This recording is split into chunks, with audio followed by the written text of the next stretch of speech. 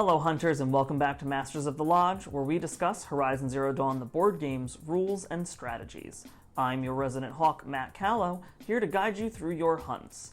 Today we will begin our Fledgling rules overview by going over the initial setup for gameplay so that you are ready to start hunting.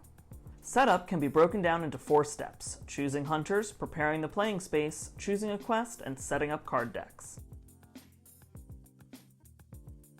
The first step to setting up the game is for each player to choose a hunter.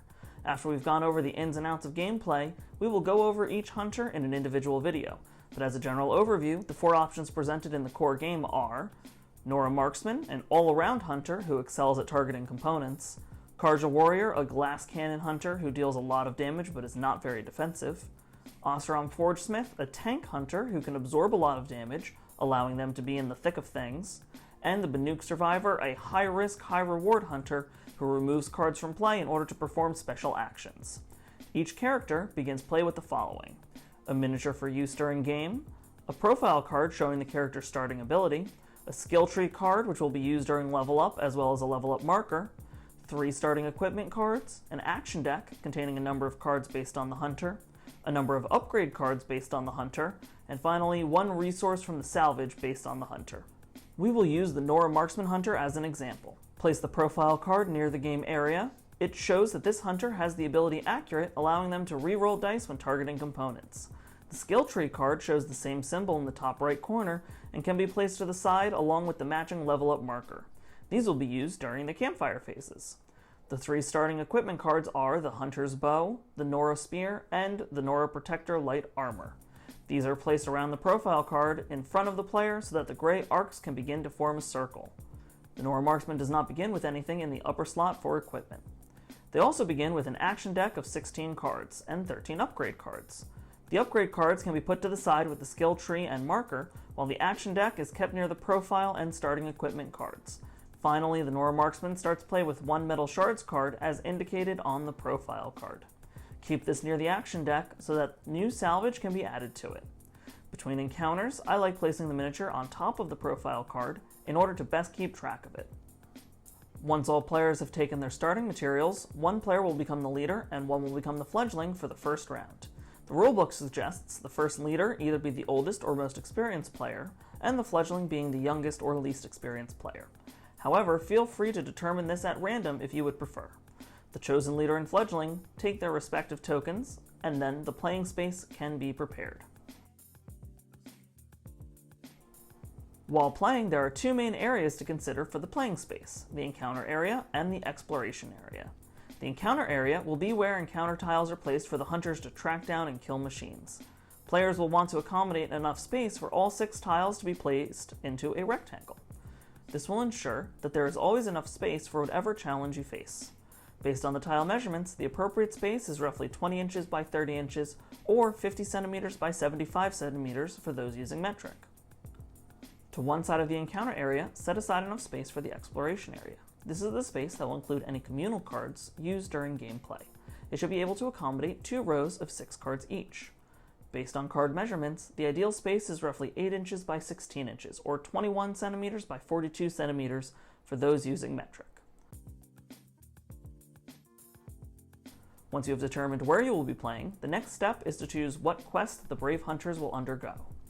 In the core game, there is not much to choosing a quest, as there is only 1 quest available: hunting the dreaded Sawtooth. Expansions will add additional quest options as new machines become available.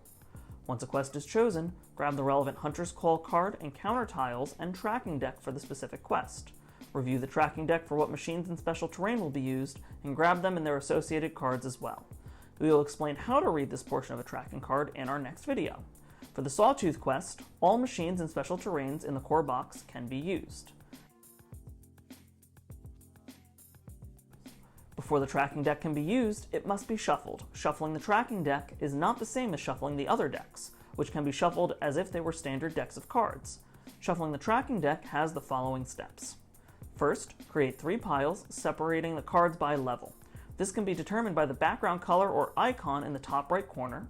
Yellow is level 1, orange is level 2, and red is level 3. Each pile should have 4 cards. Next, shuffle the level 3 cards and place them face down. Shuffle the level 2 cards and place them on top of the level 3 cards. Finally, shuffle the level 1 cards and place them face down on top of the level 2 cards. This ensures the level 1 cards will be at the top and the level 3 cards will be at the bottom. In the space set aside for the exploration area, the players can place the card decks as follows. The event deck is shuffled and placed face down in the top left corner of the exploration area. Next to the event deck, the rulebook suggests leaving room for 1 card. Personally, I found that this was the perfect place to put the stamina cards when not in use. Regardless of whether you place the stamina cards here or not, you then shuffle the salvage deck and place it face down, as if it were the 3rd card in the row. The merchant decks go next, face up, placing them from left to right, starting with the level 1 deck and ending with the level 3 deck. The shuffled tracking deck is placed face down directly beneath the event deck, starting the 2nd row. Leave enough space for 4 cards to the right of the tracking deck, and then place the Hunter's Call card face up, as if it were the 6th card in the row. This card should be directly below the level 3 merchant deck. We will be discussing what these decks entail in later videos, with the Hunter's Call, tracking deck, and event deck being covered in our next video.